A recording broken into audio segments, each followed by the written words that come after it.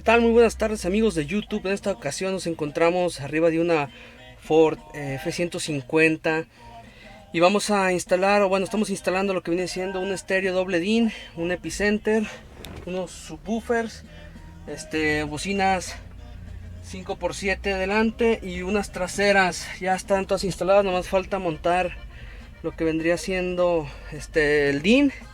Aquí conectamos el epicentro.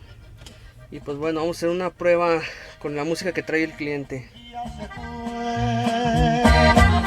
Lo que anhelaba yo en mi corazón, mi golondrina se fue y me dejó sin rumbo fijo, desaparecido.